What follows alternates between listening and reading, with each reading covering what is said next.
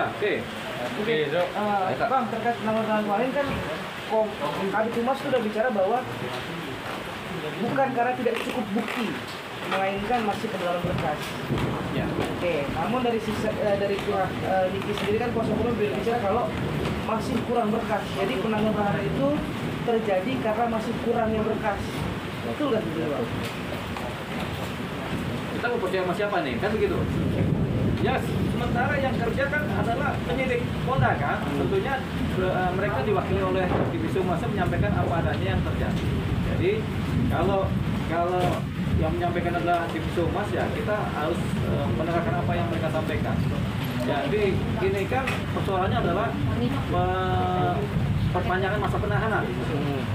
Apakah boleh dalam hukum setelah 20 hari tambah 40 hari, kemudian tambah lagi 30 hari, kemudian masa penahanan kita diperpanjang dengan mail ya? Apakah boleh? Jawabannya boleh. Sepanjang apa? Sepanjang memenuhi apa yang diatur oleh Undang-Undang KUHP.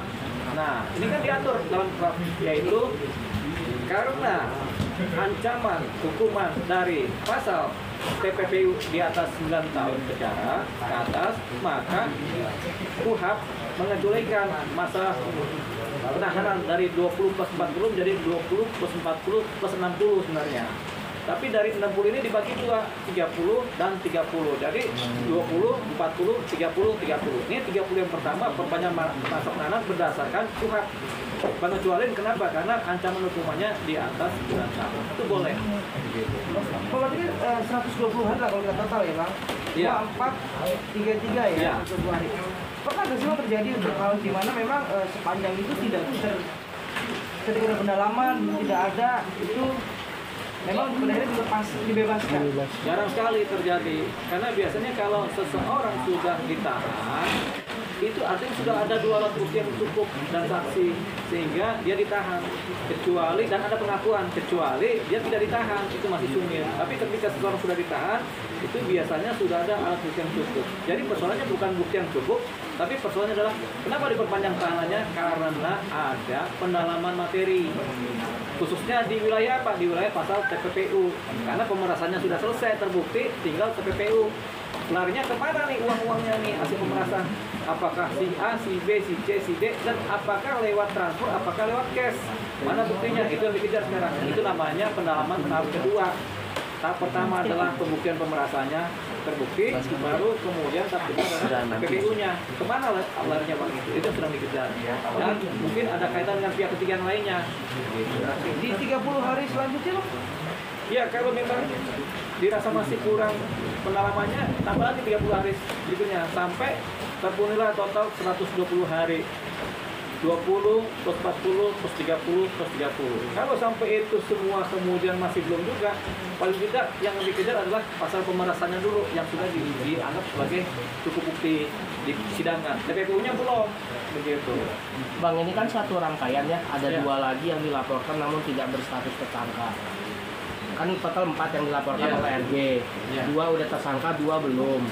Nah, kan rekomendasi dari kejaksaan bahwa harus dilengkapi agar dapat 2 orang ini kena gitu Bang. Nah, apakah memungkinkan 2 orang ini kena dalam satu rangkaian TPPU dan pemerasan Bang? Bisa dimungkinkan 2 orang ini kena, bisa juga 2 orang ini belum dapat.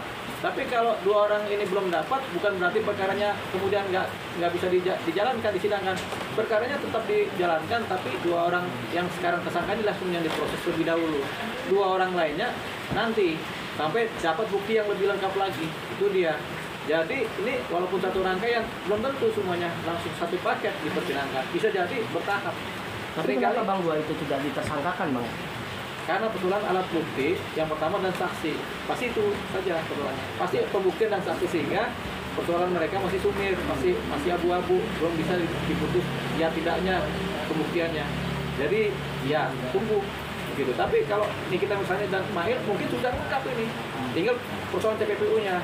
Nah, 2 orang ini yang direkomendasikan jaksa boleh merekomendasikan, tapi kemudian tidak bisa kemudian langsung dalam satu rangkaian kalau memang 2 belum terpenuhi. Misalnya begini, ada satu kasus pembunuhan yang diduga dilakukan oleh 4 orang, tapi yang terbukti 2 orang melakukannya, yang 2 masih ragu-ragu, ya 2 masih lepas, masih dianggap sebagai saksi, yang 2 lagi sudah jadi tersangka, sudah bisa disidangkan terlebih dahulu. Baru kalau yang 2 kemudian dapat, ini baru di sidang berikutnya bisa. Berarti ada kemungkinan dua orang ini bisa lah Bang ya? Bisa. Kalau memang ada alat buktinya, tapi kalau nggak ada alat buktinya, kita tidak boleh menghukum orang yang tidak bersalah atau kita ragu-ragu. Nggak boleh kita menghukum orang yang tidak bersalah, kalau orang kita ragu-ragu dia bersalah apa tidak, nggak boleh. Makanya pembuktian ilmiah penting, pembuktian hukum penting, saksi-saksi juga penting.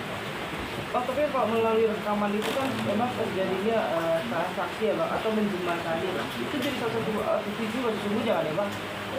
Ya itu Untuk yang dua pihak ini yang belum. ya itu pikiran kita kan, orang-orang dari luar kan pikiran ini kan bisa jadi alat bukti, tapi pikiran penyidik belum tentu seperti itu. Gitu kan, harus dilihat lagi keilmian dari rekaman tadi, kemudian ada nggak unsur-unsur pidananya adalah dari rekaman tadi, cerita-cerita pemerasannya, ada nggak uang masuk di situ kan, itu harus lengkap juga begitu. Jadi ya kita tunggu dari penyidik apakah mereka bisa dapatkan pembuktian lebih lengkap atau tidak. Kalau memang nggak dapat ya nggak bisa. Oke, udah? Oke Bang, aman Bang. Bungkus. Tapi sekali lagi Bang, sorry Bang, maaf penegasan Bang, bahwa memang jarang sekali terjadi setelah melewati 120 hari untuk bebas ya Bang, itu jarang ya Bang? Jarang. Even sekalipun dua orang ini tidak ikut Iya. terseret. Iya, pasti lebih dahulu yang dua tersangka tadi yang sudah ada pembuktian di persoalan pemerasannya. Itu yang disidangkan lebih dulu, yang dua orang lagi ya nanti tahap kedua menyusul, namanya kloter berikutnya.